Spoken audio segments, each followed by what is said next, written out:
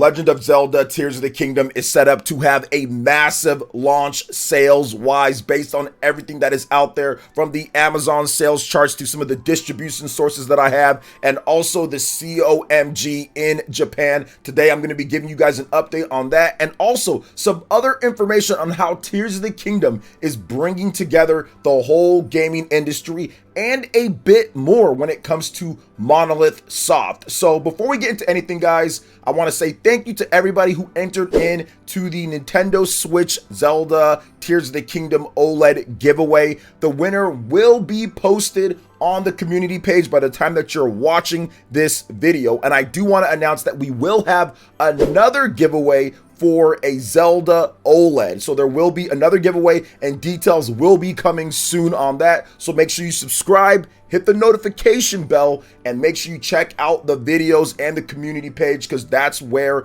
our giveaways will be announced. Now let's go ahead and jump right back into this, because my man Pierre 485 on Twitter, who is a sales analyst, he has actually broken down the Japanese COMG pre-orders in really good fashion so we can understand exactly where this game is going to do in Japan in the upcoming week. Now, I've been very bullish on this game, saying that it's going to break sales records for the Legend of Zelda franchise. It's going to break some Nintendo Switch sales records. This game is blowing up everywhere. I am getting reports of sellouts here in the US, but for right now, we're going to talk about the COMG, which is Japan. So Pierre 485 on Twitter says the Legend of Zelda Tears of the Kingdom reached nearly 600 pre-orders at the Japanese retailer COMG, more than double the figures of the Legend of Zelda Breath of the Wild. Tears of the Kingdom looks set to achieve the best start in the history of the series. Now, he said this, there's some more information about the COMG and how it tracks and what you can predict from the pre-orders. So, assuming COG is representative, Tears of the Kingdom should have no problem exceeding 750,000 units plus at retail in its first 3 days. So this is the first 3 days of everything here. Now, a 1 million launch weekend is not out of range either. The COMG is a specific chain of 14 stores, all located in the Niigata Prefecture. The data here represents the number of copies pre-ordered. 597 points means 597 people pre-ordered. COMG's market share is about 0.1%, meaning that one pre-order generally translates to 1,000 copies across Japan. So Zelda is going to be massive based on these estimates and this data here. This is going to be the biggest launch by far. Ocarina of Time, I think at a little bit over 350,000 or so, was the last biggest launch in Japan, but this game is going to blow it out of the water. Heck, Legend of Zelda Breath of the Wild sold 200,000 plus units physical in Japan as a launch title. So you just know that the hype was already there from the beginning for this style of Zelda game, and now you have a game that comes out and it's just so much better, and the Japanese audience is just waiting for this here. Everyone has been waiting for it, and now people are going out there and buying it in Japan. I'm seeing great things on Amazon Japan as well, and of course worldwide. This is going to be a massive launch, but I think even bigger is going to be what the launch is like here in the US, because people are thinking, well, wait a minute, can this reach somewhere around the previous record holder, which just was set recently with Pokemon Scarlet and Violet in 10 million units in 3 days? Now, that'll be hard to get because Pokemon is Pokemon, and Pokemon has a bigger presence in Japan. The COMG pre-orders with Pokemon were over 1,000 with it, and that game had just a massive launch. So I don't know if they'll be able to hit that. However, I do feel that Legend of Zelda is actually stronger in some regions, especially Breath of the Wild, Tears of the Kingdom is stronger than Pokemon is, and I think that the driving factor for this game over Pokemon or over Splatoon or some of the other 10 million unit sellers plus that we've seen recently on the Switch is that this is the best rated one.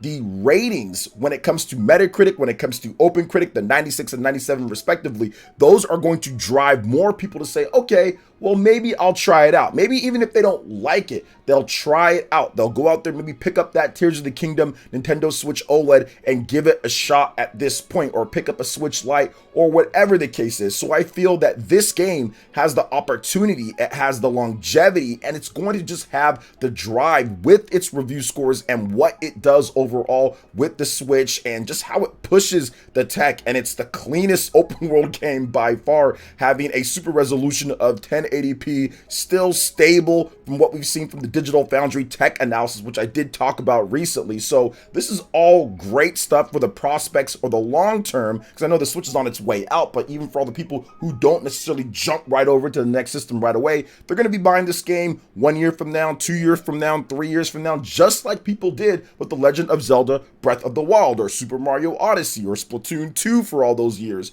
or Pokemon Sword and Shield for all those years before Scarlet and Violet came out. So this is going to be one of those long-term evergreen games. I do see it outselling The Legend of Zelda Breath of the Wild if you combine what it's going to do on the Nintendo Switch and the next system, and I do see it topping 10 million units very quickly here, and by the time that it's holiday season, we could be seeing some crazier numbers even than that, much higher than maybe even Nintendo anticipated. This could be like an Animal Crossing type of situation where it just kind of blew up out of nowhere. Like, people expected it to do good, but did they expect it to do this good? Because nobody expected that from Animal Crossing, and that was the last time that we actually had a 90 plus mega hit Nintendo game on the Nintendo Switch. We've had some big games, we've had Dread, we've had other titles, Splatoon, but those have all been underneath that 90 score. Not all dictated by it, but when you have The Legend of Zelda and that super high score, we saw what happened with Animal Crossing back in 2020. There was the pandemic, but it was still 90 plus rated. And I think that with this game, you're going to get a long-term sales effect from that, and of course an explosion here at launch and pretty much throughout the year, as we don't necessarily know everything Nintendo's going to be doing here, but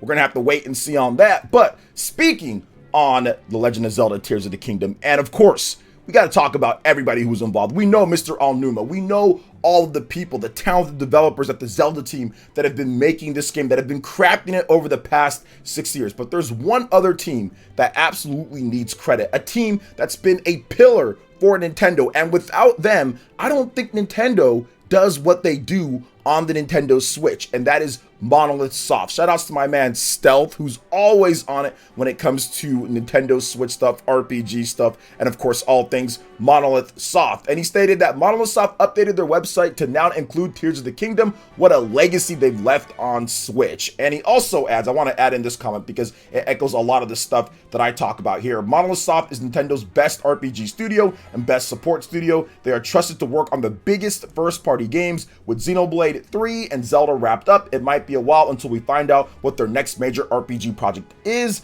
but I know it will be incredible. So I do love the fact that Monolith Soft is the one that's helping out with this. Look at this legacy that they have here. Legend of Zelda Breath of the Wild, Splatoon 2, Xenoblade Chronicles 2, Torn of the Golden Country, Animal Crossing, New Horizons, Xenoblade Chronicles Definitive Edition, Xenoblade Chronicles 3, Splatoon 3, Future Redeemed, and Tears of the Kingdom. All of these games are absolutely incredible, literally with the lowest rated game on this whole list being Xenoblade Chronicles 2, Torn of the Golden Country at an 80.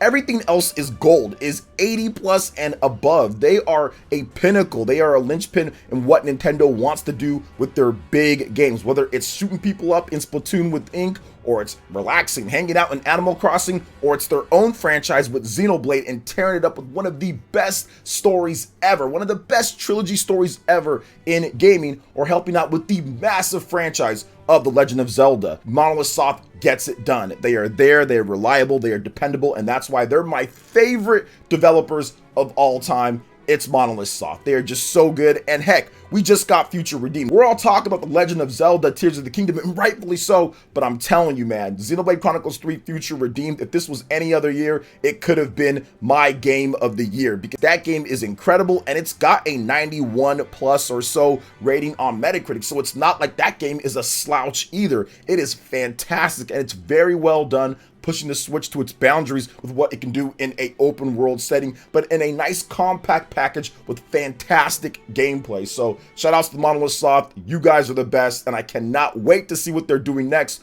Although I do think that there might be a few things here or there. If you've played Future Redeemed and you beat the game, yeah, there might be some stuff, maybe not directly by them, but maybe some stuff that they've worked on coming to the Switch beforehand. So it could be a little bit less of a wait before we see something at least that Monolith Soft has worked on next here. So I'm looking forward to seeing all that. So yeah, exciting stuff with Monolith Soft. I can't wait to see what they're doing next. And I think that it's going to be some great stuff on the next gen Nintendo Switch whenever that system does come out and they start cooking on their next game, or at least talking about it. They're already developing it. They're cooking for sure. But of course, the lead up, the showing off of it, everything like that. Let's get to this last part here, guys. And when I talked about Tears of the Kingdom bringing the gaming industry together, I truly meant it, because it's one thing. Obviously, you have competition, which is always great. Competition between Microsoft, Sony, Nintendo, Steam, whatever, Asus, ROG, whatever the case is. All of that is fantastic. But what you need to drive this business, what you need to get people watching,